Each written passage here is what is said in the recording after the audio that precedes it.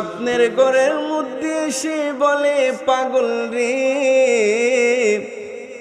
তোকে তোর যখন জিহ্বা কাটে রে, আমি নবী বেখবর ছিলাম না, আমি নবী রওজা থেকে সব কিছু দেখেছি। শুধু তাই নয়, আমি যে আপনাদের সামনে আয়াতটা তেলাওয়াত করেছি, আল্লাহ বলেছেন তোমরা যে আমল করো আমি আল্লাহ দেখি, ও রাসূলুহু, আমার রাসূল দেখে। রাসূল দেখেছি কিনা? রাসূল দেখে নাই? নবী বললেন যে তোমার যখন জিহ্বা কাটে আমি বেখবর ছিলাম না, আমি নবী সবই দেখেছি। এ কথা বলার পরে এবার আমার নবী বলতেছেন, পাগলা রে, তোর জিহ্বাটা আমার হাতে দে। জিহ্বাটা ঘুমের মধ্যে কিন্তু জিহ্বাটা হাতে দিল। হাতে দেওয়ার পরে ওই জিহ্বা থুতু মুবারক দিয়ে লাগিয়ে দিলেন। লাগিয়ে দেওয়ার পরে ওই আল্লাহর ওলি ঘুম থেকে উঠে গেলেন। উঠে যাওয়ার পরে দেখতেছে জিহ্বাতেও কেটেছে, জিহ্বার কাটার কোনো লেশ মাত্রা দেখা যায় না। فقد قال الله تعالى في كلامه المجيد وفرقانه الحميد। সবাই আমার সাথে পড়ুন, আউযু বিল্লাহি মিনাশ শাইতানির রাজিম। বিসমিল্লাহির রাহমানির রাহিম।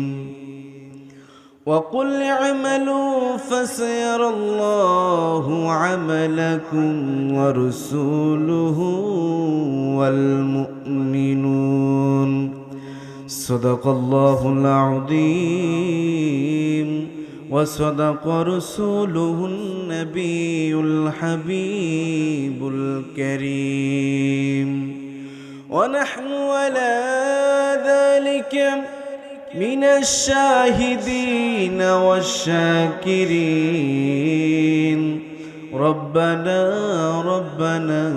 تقبل منا إنك أنت السميع العليم في شان حبيبه إن الله وملائكته يصلون على النبي يا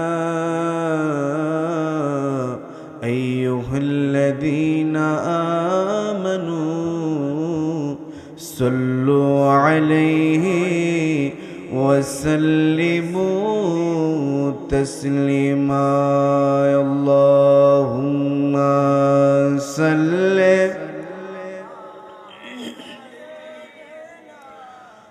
مولانا محمد وعلى آل سيدنا مولانا محمد اللهم صل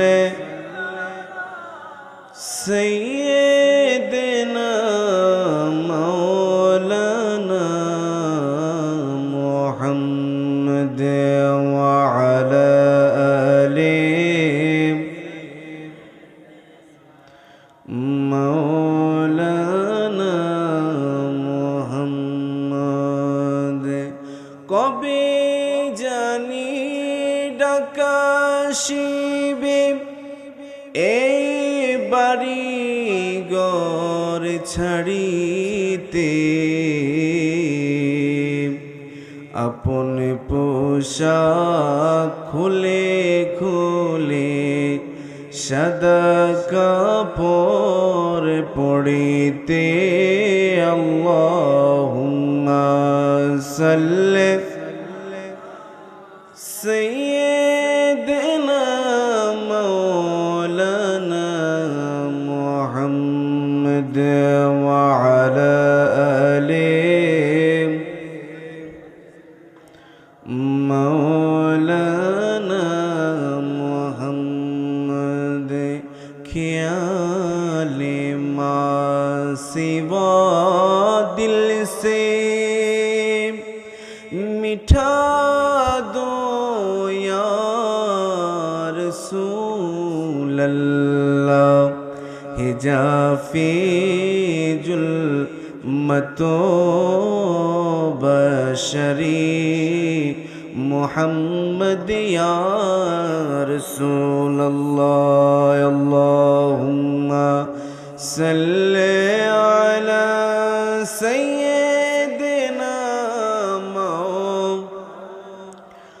मुहम्मद व अला आलि सय्यिदिना मुहम्मद ला इलाहा इल्ला जोड़े ला इलाहा इल्ला لا إله إلا الله لا إله তুমি তুমি হাওয়া বানাইলা মৌলা দুনিয়াতে পাঠাইলা বলো না তুমি হাওয়া বানাইলা মৌলা দুনিয়াতে পাঠাইলা 300 বছর পরে দোয়া কবুল 300 বছর পরে দোয়া কবুল আমার নবীর উসিলা লা ইলাহা ও লা ইলাহা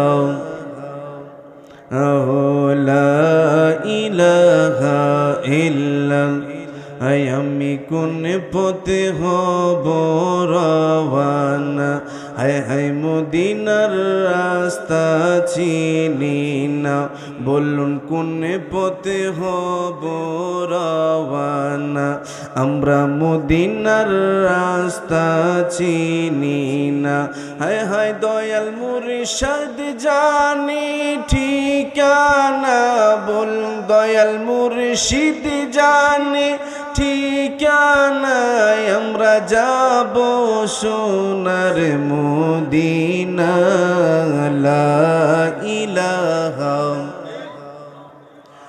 ও লা ইলাহা ইল্লাম ও লা ইলাহা ইল্লাম লা ইলাহা ইল্লাল্লাহু মুহাম্মাদুর রাসূলুল্লাহ সাল্লাল্লাহু আলাইহি ওয়াসাল্লাম। আল্লাহ বলেন তোমরা যে আমল করো আমি আল্লাহ দেখি, ওয়া রাসূলুহু আমার রাসূল দেখে, সুবহানাল্লাহ পড়েন, ওয়াল মুমিনুন আমার মুমিন বান্দারাও দেখে। আমার ভাইয়েরা বাবারা, আমার আল্লাহ কই তোমরা যে আমল করো আমি আল্লাহ দেখি, আমার রাসূল দেখি এবং আমার মুমিন বান্দা এবং বান্দিরাও দেখি। এখন কথা হলো হুজুর মুমিন বান্দা বান্দি কারা? কাদেরকে আল্লাহ মুমিন বান্দা বান্দি বলেছে জানার দরকার না? মুমিন বান্দা কাদেরকে বলা হয়? যিনারা আপনাকে আমাকে পথ দেখায়, রাস্তা দেখায়, তাদেরকে মুমিন বান্দা বলে, ঠিক কিনা? উদাহরণ স্বরূপ পীর সাহেবের কাছে আপনি যাবেন, পীর সাহেব হুজুর কি বলবে, বাবা আমার এই মাটিটা তুমি কেটে ওই জায়গায় নিয়ে নাও। এটা একনিষ্ঠ ঘনিষ্ঠর সাথে, যাদের সাথে সম্পর্ক আছে, আত্মার সম্পর্ক, তাদের সাথে পীর সাহেব হুজুর এই কথাগুলো বলতে পারো। নিজের সন্তানকে বাবা আদেশ করে না। কিন্তু আপনি যখন যাবেন, যাওয়ার পরে আপনার পীর সাহেব হুজুর আপনাকে পথ দেখাইবে। দেখায় না? কথা বলে না, দেখায় না? দেখায়। আবার বলে, বাবা বাড়িতে যাবা, তোমাদেরকে এই সবক দিয়েছি, এই সবকে তোমরা আমল করবা। এ দরবারে নাই? আল্লাহু আকবার, সুবহানাল্লাহ পড়েন না? যে তোমরা বাড়িতে যাইবা, যাওয়ার পরে তোমরা এ আমল করবা। যদি আমল করতে পারো তাহলে তোমরা কি পাইবা এটা কল্পনাও করতে পারবা না। ঠিক না? কিছু কিছু একটু চিন্তা করে দেখেন। পীর সাহেব হুজুর আপনাকে আমাকে যখন বলবে, বাবা ওই রাস্তা দিয়ে যেও না, তুমি একটু বসো, পড়ে যাও। দেখেন কেরামত কাকে বলে। যখন আপনাকে বলল, আপনি গেলেন না, আধা ঘন্টা পর বা 1 ঘন্টা পর আপনি শুনলেন ওই রাস্তার মধ্যে ডাকাতি হয়েছে। এরকম হয় না? অবশ্যই হয়। আমার প্রিয় বাবারা, ওলি আল্লাহ কেমন? ওলি আল্লাহ কাদেরকে বলে? একজন বড় আল্লাহর ওলি, তিনি মক্কাতুল মুকাররমায় গেলেন, মদিনাতুল মুনাওয়ারায় গেলেন, গিয়ে আমার নবীকে সালাম দেয়।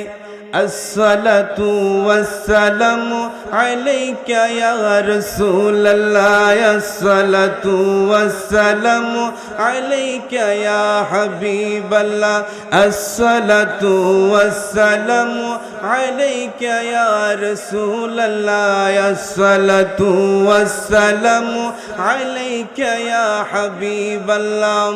এইভাবে আমার নবীকে দাঁড়িয়ে দাঁড়িয়ে সালাম দিচ্ছে। সালাম দেওয়ার পরে এক বেয়াদব হুজুরের পিছনে দাঁড়িয়ে রয়েছে। দাঁড়িয়ে থাকার পরে হুজুরকে বলতেছেন, বাজান মুনাফিক কেমন দেখেন? বাজান আপনার মিলাদ কিয়াম, আপনার দুরূদ সালাম আমার খুব ভালো লেগেছে। মুনাফিক কাকে বলে দেখেন? আপনার দুরূদ সালাম আমার খুব ভালো লেগেছে, আপনাকে আমি ইনভাইট করতে চাচ্ছি, আপনাকে আমি আমার বাড়ির মধ্যে দাওয়াত দিতে চাচ্ছি। আল্লাহর ওলিরা সুজা সাপ্তা মানুষ, তারা পেজ খুঁজ বুঝে না, ঠিক কি না? পেজ খুঁজ বুঝে না। তিনি বললেন, ঠিক আছে বাবা, আলহামদুলিল্লাহ, তোমার দাওয়াত আমি কবুল করলাম। এই কথা বলার পরে এবার ওই লোকটা চলে গেল, ঠিকানাও দিয়ে দিল। দিয়ে দেওয়ার পরে এবার পরের দিন দাওয়াতে যাবে। যাওয়ার পরে কিছু দূর যাওয়ার পরে ওনার বাড়ি চিনে না। এক লোকরে দেখলো, দেখার পরে বললেন, ভাইজান কথার কথা রফিকুল ইসলামের বাড়ি কোথায়? কই দে ঘর দেখা যায়। এই কথা বলার পরে আল্লাহর ওলি ওই ঘরের মধ্যে যায় নাই, এখন উঠানের মধ্যে দাঁড়িয়ে রয়েছে। দাঁড়িয়ে থাকার পরে ঘরের ভিতরে কে আছে না আছে জানে না। তিনি সালাম দিলেন। সালাম দেওয়ার পরে ঘর থেকে কোনো সালামের উত্তর আসে নাই। দরজা খুললো, খোলার পরে দেখতেছে কালো হাবশি 2টা লোক বসে রয়েছে, আর বাড়ির মালিক বসে রয়েছে। বসে থাকার পরে বাড়ির মালিক বলতেছে, ও হুজুর আপনার জন্য তো আমরা অপেক্ষা করি। কহ ঠিক আছে আমি তো চলে আসছি, আপনারা কোনো চিন্তা করবেন না। ঘরের ভিতরে ঢুকলেন, ঢুকার পরে কোনো খানা পিনার ব্যবস্থা নাই, ভালো বিছানার ব্যবস্থা নাই, কোনো ভালো আয়োজনের ব্যবস্থা নাই। এরকম দেখি আল্লাহর ওলি চিন্তা করলো তারা তো আমাকে দাওয়াত দিল, উনি তো আমাকে দাওয়াত দিল, দাওয়াতের কোনো লেশমাত্রাও আমি পাচ্ছি না। তারপরে ওই আল্লাহর ওলি তেনাকে বসতে দিলেন। বসার পরে আল্লাহর ওলি বলেন আপনি তো আমাকে দাওয়াত দিয়েছেন, বলেন আমি কি করতে পারি আপনার জন্য? কয় হুজুর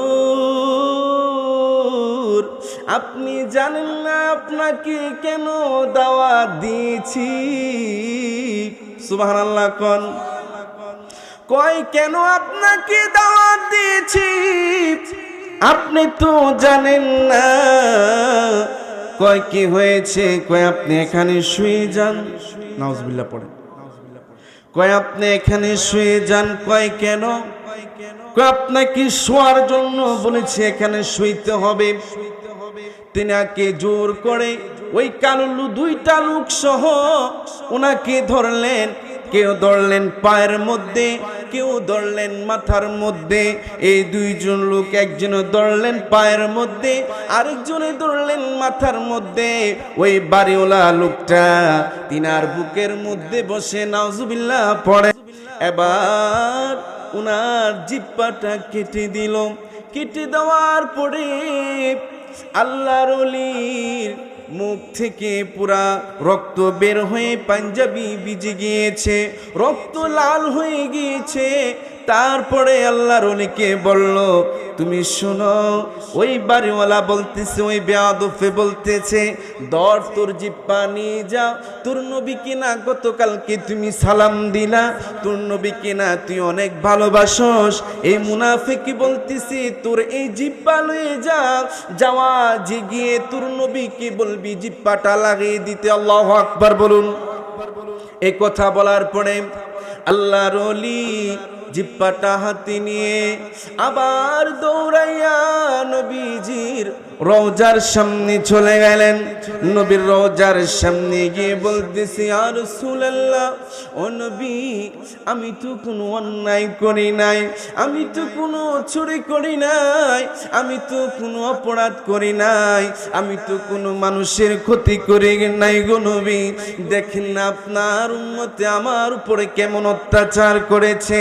এই কথা বলতে বলতে আহাজারি করতে করতে রওজার সামনে ঘুমিয়ে গেল। ঘুমিয়ে যাওয়ার পরে আমার নবী স্বপ্নের ঘরের মধ্যে এসে বলে আল্লাহু আকবার কোন। নবী স্বপ্নের ঘরের মধ্যে এসে বলে পাগল রে, তোকে তোর যখন জিহ্বা কাটে রে, আমি নবী বেখবর ছিলাম না, আমি নবী রওজা থেকে সব কিছু দেখেছি। শুধু তাই নয়, আমি যে আপনাদের সামনে আয়াতটা তেলাওয়াত করেছি, আল্লাহ বলেছেন তোমরা যে আমল করো আমি আল্লাহ দেখি, ও রাসূলুহু আমার রাসূল দেখে। রাসূল দেখেছি কিনা? রাসূল দেখে নাই? নবী বললেন যে তোমার যখন জিহ্বা কাটে আমি বেখবর ছিলাম না, আমি নবী সবই দেখেছি। এ কথা বলার পরে এবার আমার নবী বলতেছেন পাগলা রে, তোর জিহ্বাটা আমার হাতে দে। জিহ্বাটা ঘুমের মধ্যে কিন্তু জিহ্বাটা হাতে দিল। হাতে দেওয়ার পরে ওই জিহ্বা থুতু মুবারক দিয়ে লাগিয়ে দিলেন। লাগিয়ে দেওয়ার পরে ওই আল্লাহর ওলি ঘুম থেকে উঠে গেলেন। উঠে যাওয়ার পরে দেখতেছে জিহ্বাতে কেটেছে, জিহ্বার কাটার কোনো লেশ মাত্রা দেখা যায় না। দেখেছেন? জিহ্বা দিয়ে কেটেছে, এই জিহ্বার কাটা অংশ দেখা যাচ্ছে না। তখন আল্লাহর ওলি হজ করে আবার নবীকে সালাম দিয়ে আবার চলে গেলেন। চলে যাওয়ার পরে দেশে এবার আল্লাহর ওলি পরের বছর আবার হজে আসছে, সুবহানাল্লাহ পড়েন না। হজে আসার পরে এবার সেম গত বছর যেভাবে হুজুরকে দাওয়াত করেছে, যেভাবে দাওয়াত করেছে সেম এভাবেও দাওয়াত করেছে। দাওয়াত করার পরে আল্লাহর ওলি আবারও রাজি হয়ে গেলেন। কয় চিন্তা হলো, আল্লাহর ওলি বলতেছেন আল্লাহ যাতে আমার সাথে আছে, রসুল যাতে আমার সাথে আছে, আমার কোনো ভয় নাই। গত বছর ঘটেছে ঘটনা একটা, এবার রসুল যাই করবে করবে। উনি বলতেছে যে গত বছর তো আমার জিব্বা কেটেছে, আমার রসুল আমার জিব্বা আবার লাগিয়ে দিয়েছে, এবার রসুলকে আমি আবারও দেখবো, সুবহানাল্লাহ পড়ে। এই চিন্তা করে আবার দাওয়াত তিনি কবুল করে নিলেন। ওই আল্লাহর ওলি তিনি আবার দেখতেছে সেম আগের বাড়ি, সুবহানাল্লাহ। গত বছর যে বাড়ির মধ্যে নিয়েছে আবার ওই বাড়ি দেখা যাচ্ছে। ওই বাড়ির মধ্যে গেলেন, যাওয়ার পরে দেখতেছে ঘরের মধ্যে কত সুন্দর সুন্দর খানার ব্যবস্থা, কত সুন্দর বিছনা পাটি, খানার কোনো অভাব নাই। আল্লাহর ওলি আলহামদুলিল্লাহ বলেছে। বলার পরে ঘরের মধ্যে ঢুকলেন, ঢুকার পরে দোয়া করলেন, দোয়া করার পরে এবার খানা খাবেন। যখন খানা খাইতেছে ওই লোকটা, যে লোকটা দাওয়াত দিয়েছে কিন্তু অপরিচিত লোক, গত বছর যে লোকে দাওয়াত দিয়েছে ওই লোক কিন্তু দাওয়াত দেয়নি, কিন্তু ঘর একটি আরেকজন দাওয়াত দিয়েছে। ওই লোক বলতেছে হুজুর বেয়াদবি মাফ করবেন। কয় কি হয়েছে? কয় আপনি খানা খাওয়া শেষ করে একটু পাশের রুমে যাইবেন, একটু ওই রুমে গিয়ে একটু দোয়া করবেন। আল্লাহর ওলি বললেন ঠিক আছে বাবা, সমস্যা। এই কথা বলে তিনি খাবার খাইলেন। খাবার খাওয়ার পরে আল্লাহর ওলি এবার পাশের রুমে গেলেন। যাওয়ার পরে দেখতেছে ঘরের চৌকাটের মধ্যে একটা বাদর বসে রয়েছে। বসে থাকার পরে যুবককে ডেকে বললেন, যুবক তুমি কি বাদর লালন পালন করো? যুবক দুই চোখের পানি ছেড়ে বলতেছেন, গো আল্লাহর ওলি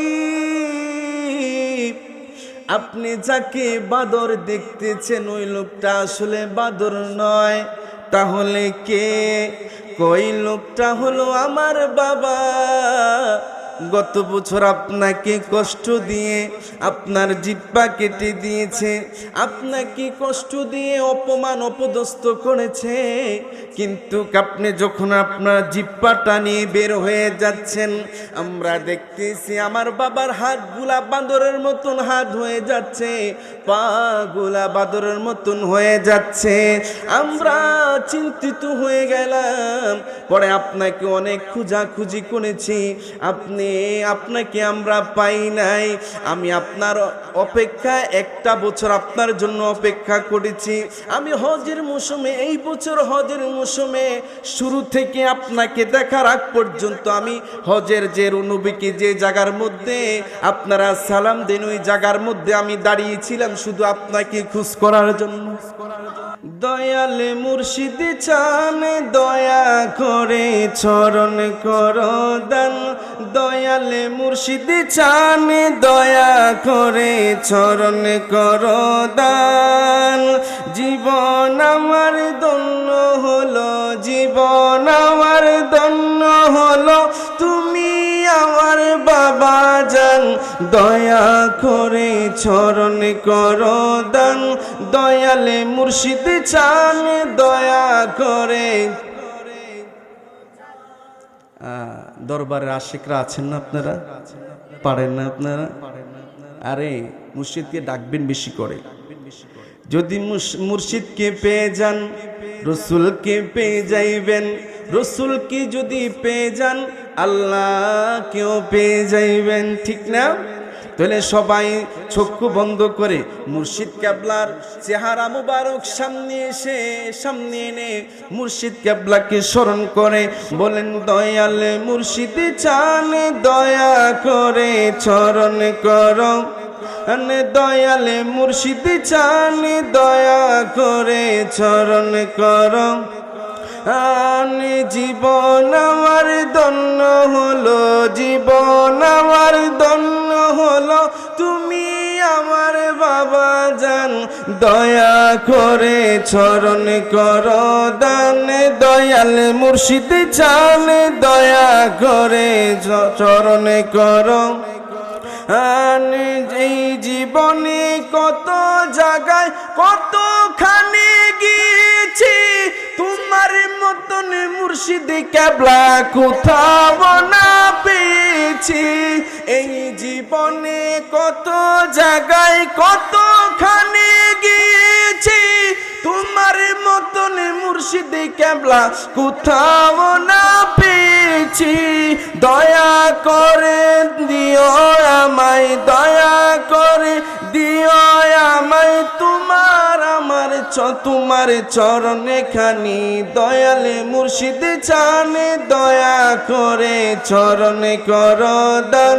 দয়াল মুর্শিদ চান দয়া করে দান। জীবন আমার ধন্য হলো, জীবন আমার ধন্য হলো, তুমি আমার বাবা জান দয়া করে চরণ করো দান। মারহাবা বলুন। কারণ বাবা মুর্শিদের দরবারে আসলে কি হয় জানেন? যে মুর্শিদের দরবারে আসবে কুতুবউদ্দিন কাকি, উনি কেমন ছিলেন জানেন? উনি অনেক বড় একজন আল্লাহর ওলি। ওনার পীর সাহেব ছিলেন বড় পীর খাজা মুইনুদ্দিন চিশতি রহমতুল্লাহি আলাইহি। আপনারা অনেকে জানেন। কুতুবউদ্দিন কাকি রহমতুল্লাহ আলাইহি ওনার একজন মুরিদ ছিল। কেমন মুরিদ জানেন? একজন বাদশাহ। সুবহানাল্লাহ পড়েন। একজন বাদশাহ ওনার মুরিদ ছিল। তিনি সব সময় কুতুবউদ্দিন কাকি রহমতুল্লাহ আলাইহি সব সময় ওনার নিচে, ওনার পায়ের নিচে পাশে বসে থাকতেন।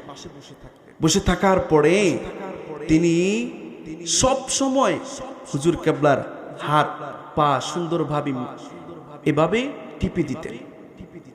টিপে দেওয়ার পরে একদিন হঠাৎ করে বাদশাহ বলতেছেন, হুজুর আল্লাহ তো আমাকে রাজত্ব দিয়েছে, আমি আপনাকে অনেক কিছু দেওয়ার জন্য চেষ্টা করেছি, আপনি নেন নাই। হুজুর আপনার কাছে আমার একটা আবদার। কয় কি আবদার? আবদারটা হলো আল্লাহ যে আমাকে এত বড় একটা রাজত্ব দিয়েছে, আমি ৫ ওয়াক্ত নামাজ পড়ি, আপনি যে পথ দেখিয়েছেন ওই পথে আমি চলার চেষ্টা করি, কিন্তু আমি কিয়ামতের ময়দানে যদি আটকায়া যায় আপনি আমাকে ছুটাই না। সুবহানাল্লাহ পড়েন। বলতেছেন যে কিয়ামতের ময়দানে যদি আমি আটকায়া যাই আপনি আমাকে ছুটাইয়া নিবেন। তখন কুতুবউদ্দিন কাকি রহমতুল্লাহি আলাইহি বলতেছেন, বাজান তুমি তো জানি আমার পা ছাড়বা না। কোন না আমি ছাড়বো না। সুবহানাল্লাহ পড়েন। আমি ছাড়বো না। তাহলে শোনো, তোমার নফসকে তুমি সব সময় নফসের প্রতি দুর্বল হওয়া যাবে না, নফসের সাথে যুদ্ধ করতে হবে। যে তুমি দুনিয়াতে থাকবা এমন ভাবে থাকবা যে বাইং মাছ যেভাবে কাদার মধ্যে চলাফেরা করে তার গায়ের মধ্যে কাদা লাগে না, লাগে ওইভাবে চলাফেরা করবা, তাহলে আমি তোমার জন্য সুপারিশ করবো। সুবহানাল্লাহ পড়েন। ঠিক তেমনি ভাবে মুর্শিদ কেবলার পাশে থাকবেন কিয়ামতের ময়দানে। আপনার মুর্শিদ আল্লাহর কাছে, কারণ কিয়ামতের ময়দানে যারা আল্লাহর মকবুল বান্দা পীর সাহেব হুজুর, যিনারা বুজুর্গ, তিনাদেরকে আল্লাহ তাআলা সুযোগ করে দিবেন সুপারিশ করার জন্য। আর জোরে বলেন না সুবহানাল্লাহ। আমার প্রিয় বাবারা, খুশবাস দরবারের মধ্যে যাবেন বেশি বেশি করে। হুজুর কেবলা যে সবক দেয় ওই সবকগুলো আদায় করার চেষ্টা করবেন। হুজুর কি বেশি বেশি ভালোবাসবেন, দেখবেন জীবনে যেটা চান নাই ওটা আপনি পেয়ে যাবেন। আমি এখন আমার সামনে এমন একটা লোক আছে, হুজুর কেবলার মুরিদ, খুশবাস পিসাব হুজুর কেবলার মুরিদ। আমার সামনে এমন একটা লোক আছে, আমার মুসল্লি, অত্যন্ত ভালো মানুষ। ওই লোকটা তাহাজ্জুদ একদিনও কাজা করে না, সুবহানাল্লাহ পড়েন না। দেখেছেন পিসাব হুজুরের সবক কিভাবে পালন করে, একদিনও তাহাজ্জুদ কাজা করে না। আমার মসজিদের ইমাম সাহেব আমাকে বলি, যিনি পড়ে উনি বলে নাই, আমার মসজিদের পেশ ইমাম যিনি উনি বলেছে, হুজুর আমাদের মুফিস সাহেব সবসময় রাতে 3টার দিকে মসজিদে চলে আসে। সুবহানাল্লাহ পড়েন না। ওনার মতন হওয়ার চেষ্টা করবে, দেখবেন অনেক কিছু পেয়ে যাবে। উনি আমার কাছে মাঝে মাঝে বলে, হুজুর আমার ফিসাব হুজুর আমাকে যা দিয়েছে আল্লাহর তরফ থেকে, আমার জন্য যা দোয়া করেছে আমি তাই পেয়েছি, আলহামদুলিল্লাহ পড়েন। আমার প্রিয় বাবারা, এই দরবারের প্রতি আপনারা ভালোবাসা রাখবেন। আমি আপনাদেরকে আল্লাহর ওলি হওয়ার যে একটা রাস্তা, ওই সম্পর্কে আমি আরো 2-4টা কথা বলি, শুনবেন তো ইনশাআল্লাহ? শুনবেন? আমার প্রিয় বাবারা, ইব্রাহিম ইবনে আদহাম উনি অনেক বড় একজন আল্লাহর ওলি ছিলেন, ঠিক কিনা? অনেকে জানেন। ইব্রাহিম ইবনে আদহাম বলতেছেন, উনি একদিন বিশ্রামের জন্য তিনার রুমে গেলেন। যাওয়ার পর ওনার একটা জানালা ছিল, জানালা পর্দা সরাইলেন। জানালার পর্দা সরিয়ে তিনি দেখতেছেন একজন ভিক্ষুক, একজন অসহায়, দেখতেছেন জানালার ফাঁক দিয়ে শুকনা একটা রুটি আর পানি খাচ্ছেন। পানিটা খাওয়া শেষ, রুটিও খাওয়া শেষ। খাওয়ার পরে ওনার একটা গাটুরি ছিল। আল্লাহর দরবারে শুকরিয়া আদায় করে তিনি শুয়ে পড়লেন। শুয়ে পড়ার পরে এবার ইব্রাহিম ইবনে আদহাম দেখতেছেন লোকটা শোয়ার সাথে সাথে ঘুমিয়ে গেলেন। সুবহানাল্লাহ পড়ে। লোকটা শোয়ার সাথে সাথে ঘুমিয়ে গেলেন। ঘুমিয়ে যাওয়ার পরে ইব্রাহিম ইবনে আদহাম তিনার গোলামকে বললেন, এ গোলাম শোনো, এই লোকটা দেখা যায়, লোকটা ঘুম থেকে উঠে গেলে আমার কাছে নিয়ে আসবা। এই কথা বলার পরে ওই গোলাম ওই ফকির দরবেশের কাছে দাঁড়িয়ে রয়েছে, কিন্তু দরবেশ ঘুমাচ্ছে। সুবহানাল্লাহ পড়েন। দরবেশ ঘুমাচ্ছে। যখন ঘুম থেকে উঠছে, ওঠার পরে এবার উনি বলতেছেন যে আপনাকে আমার ইব্রাহিম ইবনে আদহাম আমাদের বাদশাহ আপনাকে ডেকেছে। কই কেন ডেকেছে? কই এটা আমি জানি না। এই কথা বলার পরে ওই বুজুর্গ, ওই ফকির বাদশার রাজ দরবারে যখন পাড়া দিলেন, পাড়া দেওয়ার পরে এবার তিনি আল্লাহর কাছে বলতেছেন, আল্লাহ আমি তোমার এক বান্দার রাজ দরবারে ঢুকলাম, যাতে আমার কাছে এমন কিছু না চাই, যাতে আমি চাওয়ার পরেও আমি তাকে মানা নাও করতে পারি। এমন কিছু যাতে না চায়, আবার চাওয়ার পরে যাতে মানা নাও করতে পারে। বেশ লাগছে না? এবার এই বুজুর্গ ঢুকলেন। ঢুকার পরে এবার বাদশা বলতেছেন যে আপনি এই রুটি খেয়ে পানি খেয়ে আল্লাহ শুকরিয়া আদায় করেছেন? কহা আমি করেছি। আলহামদুলিল্লাহ, আমার খুব ভালো লাগতেছে। ঘুম আসছে? কহা অবশ্যই আসছে। আসবে না কেন? আমি তো দুনিয়ার পাগল। সুবহানাল্লাহ পড়ে। আমি তো দুনিয়ার পাগল না। তখন ইব্রাহিম ইবনে আদহামের অন্তরের মধ্যে একটা ধাক্কা লেগেছে। কয় আমি তো দুনিয়ার পাগল না। কয় আপনার ঘুমটা কেমন হয়েছে? কয় আলহামদুলিল্লাহ আলহামদুলিল্লাহ, আল্লাহর নিয়ামতের ঘুম আমার কাছে অনেক ভালো লেগেছে। এই কথা বলার পরে ইব্রাহিম ইবনে আদহাম বলেন, আপনার দিনকাল কেমন চলে? কয় আলহামদুলিল্লাহ ভালো চলে। কয় আপনার খাবারের ব্যবস্থা কে করে? কয় আল্লাহ করে। সুবহানাল্লাহ পড়েন না। কয় আমি আপনার কাছে কিছু চাবো। কয় কি চাবেন? বুজুর্গ তো কথা একদম কাটছিট কথা, কি চাবেন? কয় আপনি আমাকে একটু আখেরাতের 2-4টা কথা বলবেন, আমি কিছু বলতে পারবো না, কিন্তু আমি দুনিয়ার পাগল। শুধু এতটুকু বলেছি, আমি দুনিয়ার পাগল না, আমি দুনিয়ার জন্য কাঁদি না, আমি আল্লাহ এবং রাসূলকে পাওয়ার জন্য কাঁদি। সুবহানাল্লাহ পড়ে।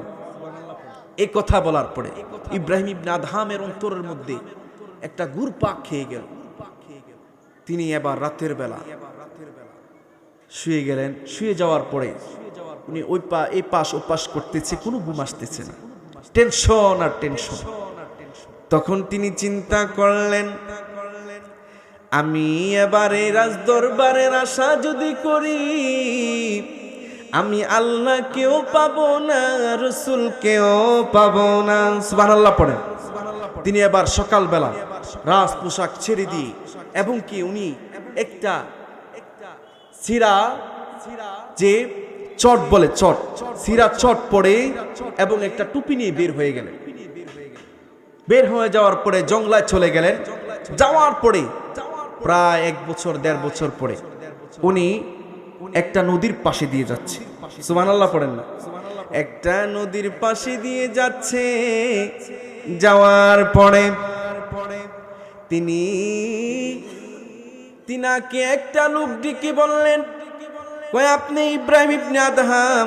কহ আপনি এত বড় একজন বাদশাহ, আপনি রাজদরবার ছেড়ে আপনি জঙ্গলায় ঘুরতেছেন, আর আপনার শরীর থেকে সুঘ্রাণ আসতেছে। সুবহানাল্লাহ পড়েন। কয় সুঘ্রাণ আসতেছে।